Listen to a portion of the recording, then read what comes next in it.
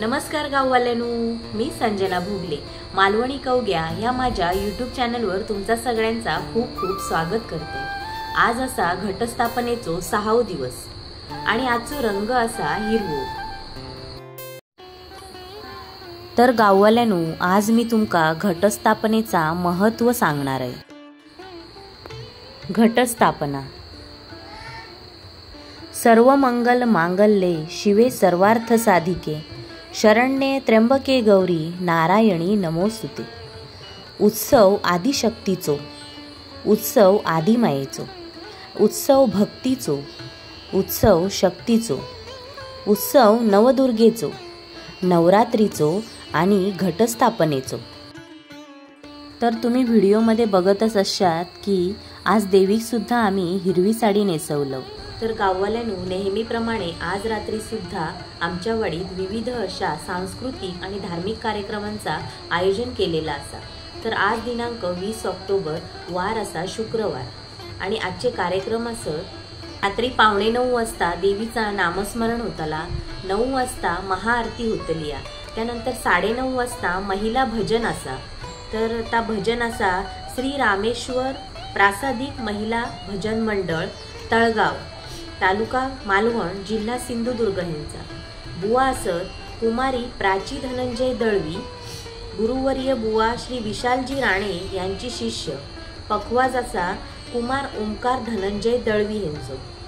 त्यानंतर रात्री 10:30 वाजता ओसरगाव लिंगमाऊली फुगडी ग्रुप ओसरगाव गावठणवाडी तालुका कणकवली हेंचो फुगडीचो सदाबहार असो कार्यक्रम होणार असा। तर ह्या कार्यक्रमाचो लाभ तुम्ही सगळ्यांनी घेऊचो असा आमच्या कसालच्या श्री भवानी देवी माता मंदिर ट्रस्टची इच्छा असा। तर अश्विन शुद्ध प्रतिपदेपासून नवमी पर्यंत दुर्गा उत्सव ह्यो मोठ्या प्रमाणात साजरो केलो जाता आणि तेकाच आपण नवरात्र असा म्हणतो। ह्यो उत्सव शरद ऋतूच्या काळात साजरो केलो जाता, त्यामुळे हे का शारदीय नवरात्रोत्सव असा सुद्धा म्हटला जाता। अश्विन शुद्ध प्रतिपदे घटस्थापना करून या उत्सवाची सुरुवात केली जाता। घरात मंदिरात देवीची स्थापना करून आणि नंदादीप प्रज्वलित करून आदिमायेची 9 दिवस पूजा केली जाता। तर एका पत्रावळीवर किंवा पाटावर शेतातली काळी माती घेतली जाता आणि त्या मातीवर मध्यभागी एक घट ठेवलो जाता आणि हो जो घट असता तो मातीचो असता। त्या घटात पाणी, पैसे, सुपारी, आंब्याची 5 पानं किंवा विड्याची 5 पानं अशा प्रकारे ठेवली जातात। त्या घटावर एक नारळ म्हणजेच श्रीफळ ठेवला जाता। त्यानंतर घटाच्या खालीची जी काळी माती असता त्याच्यामध्ये 9 प्रकारचा धान्य पेरला जाता। अखंड 9 दिवस घटाजवळ दिवो लावलो जाता। घटावर 9 दिवस रोज एक फुलांची माळ बांधली जाता। 9 दिवस उपवास केले जातात। घरातले, वाडीतले, गावातले सगळेच जण अगदी मनोभावे ह्या आदिशक्तीची पूजा आणि प्रार्थना करत असतात। घटाखाली काळ्या मातीत पेरलेला ह्या 9 प्रकारचा धान्य 9 दिवसात रुजान येता आणि ह्यात समृद्धीचा लक्षण मानला जाता। जर ह्या पेरलेला धान्य चांगल्या प्रकारे रुजला तर तो शुभ संकेत मानलो जाता, म्हणजे शेतीचो पुढचो हंगाम ह्यो चांगलो जातलो ह्याची ती सूचकता मिळालेली असता।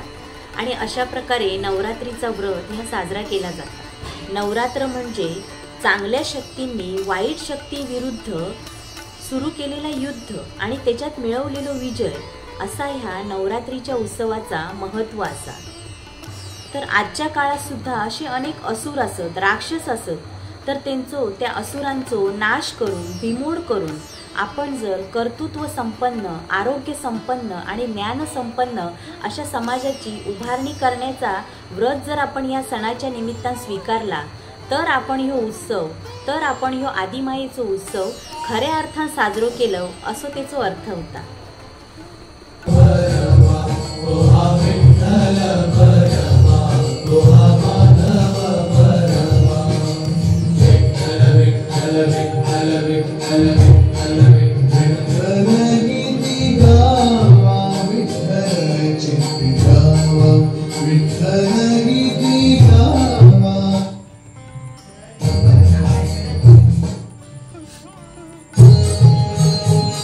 तर गाववाल्यानो, माझी ही घटस्थापनेची मालवणीतून सांगितलेली माहिती तुमका आवडली की नाही ता माका कमेंट करून नक्की सांगा।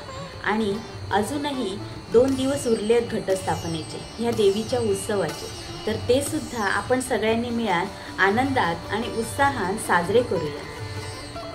धन्यवाद।